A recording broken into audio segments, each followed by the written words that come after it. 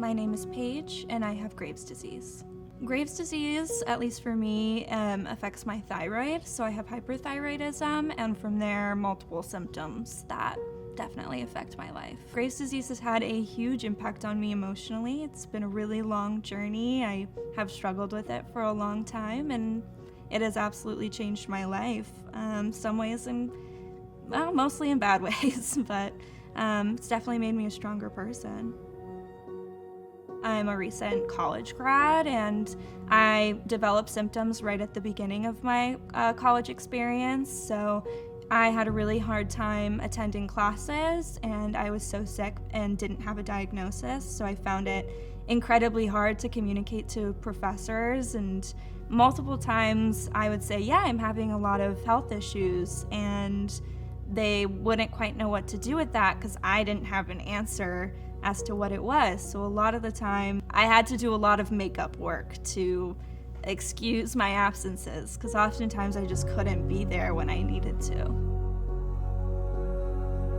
It mostly started with digestive issues, and I kind of noticed it right off the bat because it was pretty severe. And then I developed a really intense exercise intolerance, so even going up one flight of stairs would wind me and I'd have to sit down and take a break. I had pretty bad lightheadedness, and then the worst thing that probably developed a little bit later on was really bad tremors, so my hands would shake relentlessly. I had a really hard time making friends because I oftentimes could not leave my own dorm. So at least for that year, I definitely leaned mostly on myself and the occasional call from my parents and my boyfriend. We were long distance at the time, so it was hard. It was definitely hard because a lot of the time, the only person I had was myself. And then later on, I would rely on close friends that I made. The physical symptoms and mental symptoms that I have now, I still oftentimes get tremors in my hands. I get really lightheaded and fatigued. The journey with medication and constantly starting new medications and weaning off medications has been hard. I get really intense vertigo recently. Mentally, I do have some pretty severe brain fog that I struggle with every day, but I make my way through that. And it also is a little depressing at times to know that I am not like everybody else my age, so I oftentimes struggle with feeling a little bit sad and down about it. Right now, I just have to go through constant labs every 6 to 8 weeks until I kind of find out whether or not I'm improving, and even then there's a chance that my thyroid won't improve on its own, so I may have to eventually remove my thyroid or shrink it, and from there I'll always have hypothyroidism. So I know for the rest of my life that this is going to be a part of it, and I've had to make my peace with that, especially more recently after getting this diagnosis.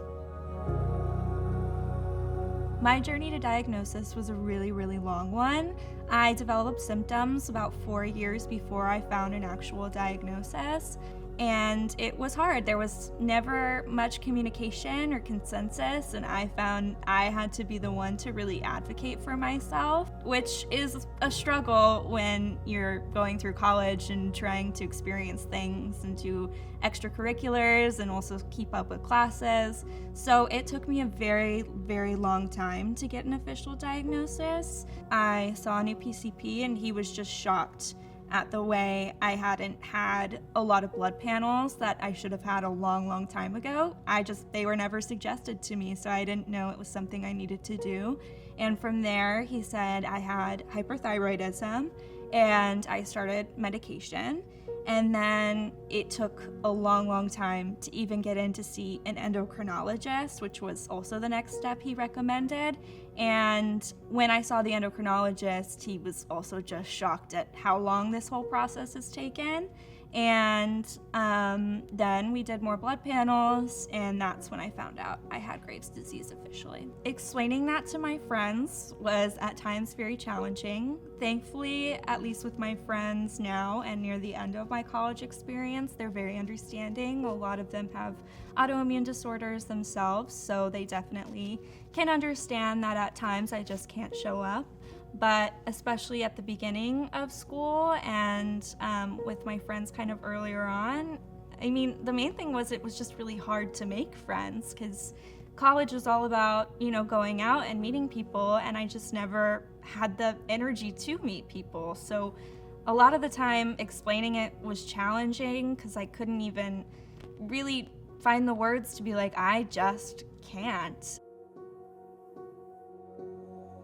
My overall view on the current treatments that are out there is complicated and multifaceted because on one hand, with my own experience with medication, I feel tremendously better. I feel much, much better than I did previously. It's hard because I also know that it's been a struggle for people in my family.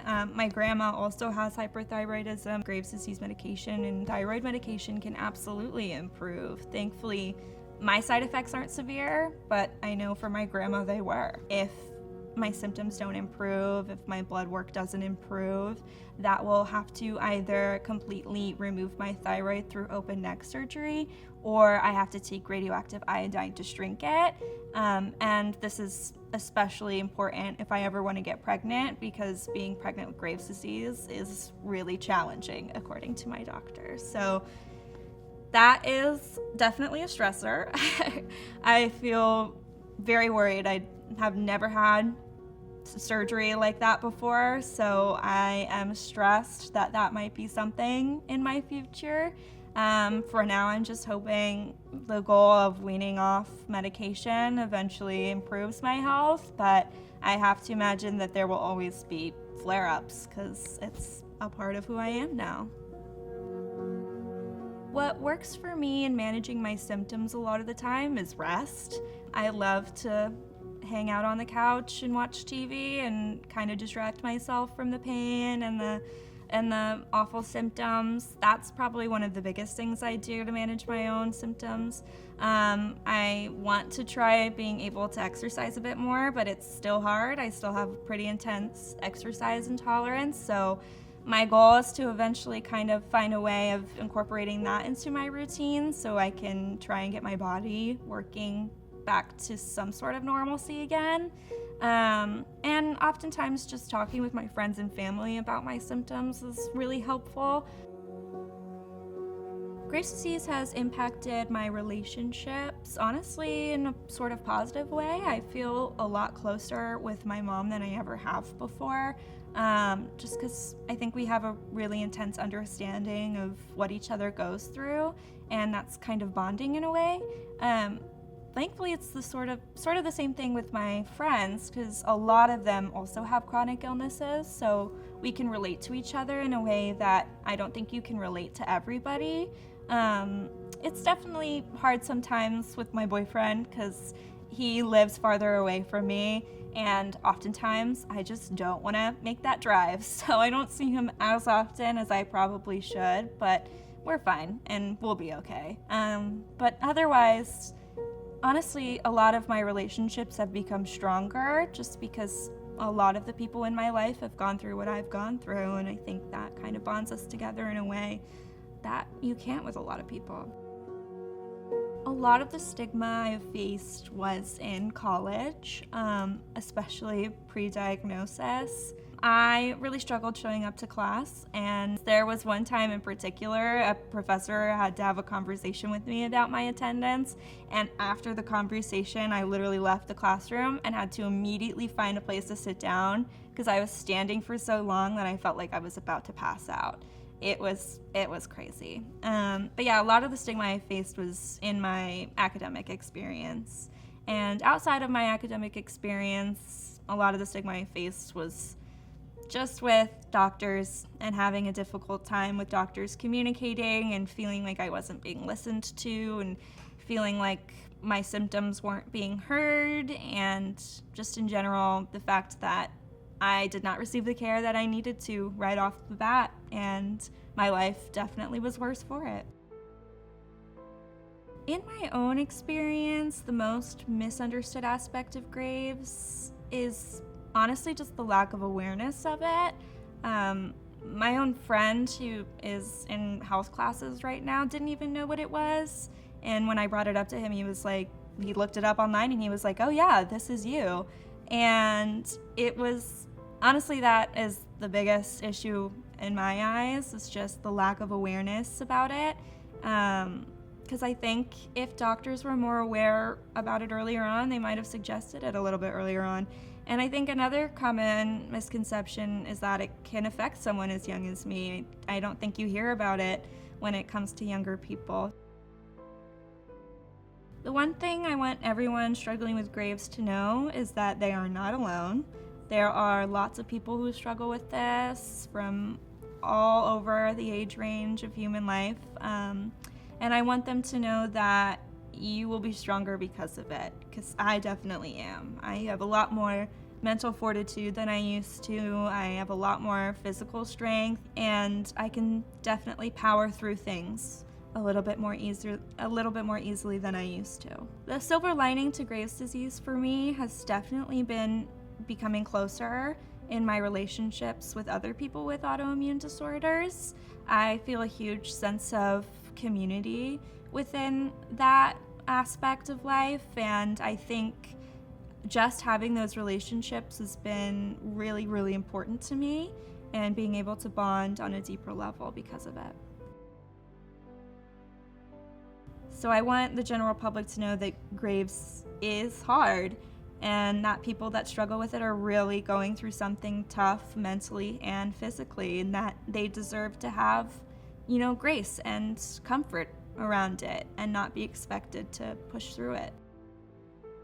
If I could go back and talk to myself when I first developed symptoms, I would say that there is an answer, that I need to advocate for myself, and that I need to find comfort in the people around me, even when it's hard to reach out.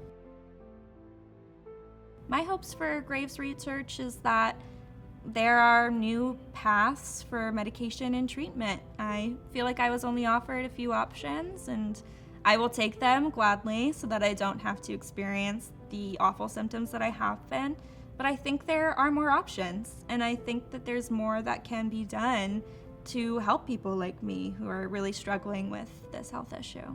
The most important aspect of new treatments to me would be finding a way to treat Graves' disease and hyperthyroidism without having to completely remove my thyroid as a permanent solution. Because even with surgery and even with shrinking my thyroid, I will still have issues. From there, I will always have hypothyroidism, and I would really love to see a solution where I don't have to deal with this for the rest of my life. I would really love to find a solution where I don't have to take medication every day, and something that targets the actual cause of this illness.